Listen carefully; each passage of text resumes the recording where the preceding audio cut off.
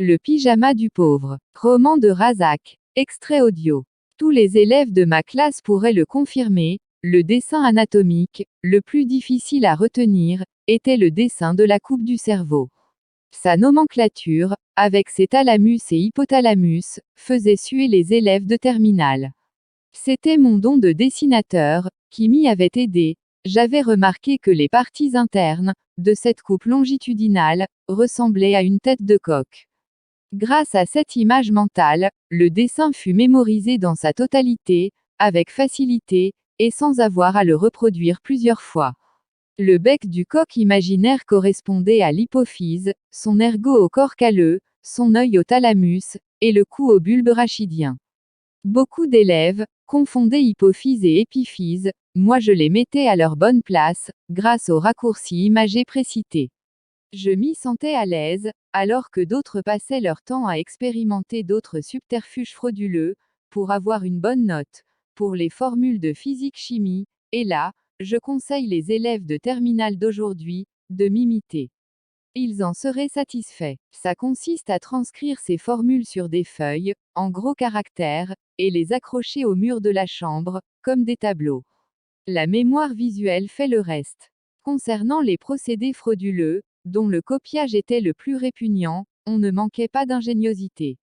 En effet, comme on manquait de profs de maths, on fit appel à des enseignants roumains, dans le cadre de la coopération entre États. Mais cette roumanisation des rouages didactiques allait être une des plus drôles. En effet, au sein de notre lycée, l'année 1974-1975 sera appelée année du taillard, c'est-à-dire du raid aérien. Mais, il n'y avait ni bombardier, ni engin aérodynamique dans l'espace, mais uniquement des papiers, portant des inscriptions de maths, qui s'envolaient par la fenêtre, et d'autres qui revenaient par la porte. La messagerie suivait un double cheminement, l'aérien précédait le terrestre. Le schéma communicationnel usuel, développé par les informaticiens semblait privilégier la démarche inverse, l'input conduit à l'output. Les copistes jouaient un rôle déterminant, dans ce trafic. S'ils se trompaient de formule, tout serait fichu. Chaque élève avait intérêt à bien choisir son copiste de service bénévole. Un sciences ex faisait recours aux sciences maths, et vice-versa. Mais les élèves de la branche littéraire semblaient livrés à leur destin. Ils avaient leur propre méthode. L'internat aidait au rapprochement des uns et des autres. Ce qui n'était pas le cas pour les externes. La solidarité entre internes faisait que le jeu se déroulait normalement. Ces soucoupes volantes avaient comme rampe de lancement une salle du lycée et comme horaire précis, l'heure de l'interrogation. À la base l'atterrissage, qui n'était pas éloigné de la salle d'examen, une main complice, et experte dans le copiage rapide, allait chercher les réponses exactes, dans le cahier et les transposer soigneusement, sur une double feuille de. Une demi-heure était suffisante, pour trouver les réponses, et les rédiger sans faute, sur un papier quadrillé.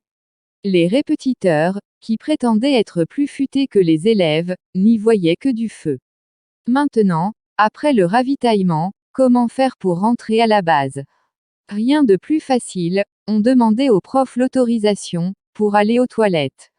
C'était là, que l'échange se déroulait. J'ai dit échange, car parfois les conditions atmosphériques, froid, pluie, brouillard, ne permettaient pas le bon trafic aérien.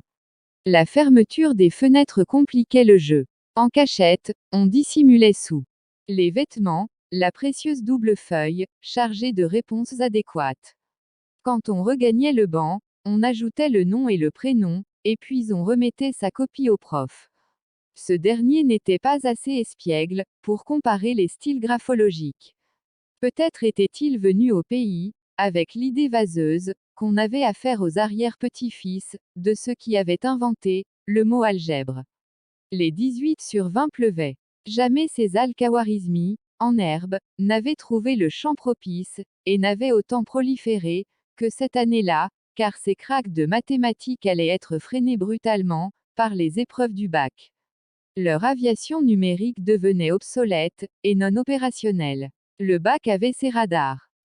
C'est fou ce qu'on avait inventé, comme truc de copiage. Il y en avait de plus invraisemblables, comme ceux qu'utilisaient les tatoueurs de paperasse, mais le jeu n'avait pas fait long feu, car leurs tatouages invisibles avaient fini par devenir visibles. Ils se servaient de la pointe d'une aiguille, pour recopier texto, les longues leçons. Même les plus rusés des profs, ne pouvaient pas découvrir de telles astuces. Les sillons laissés sur le papier par l'aiguille, facilitaient le déchiffrage.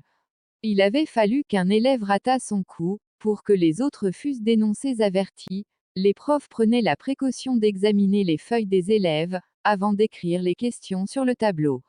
De cette manière, ils avaient pu découvrir, par déduction soustractive, les élèves qui travaillaient sérieusement et ceux qui trichaient.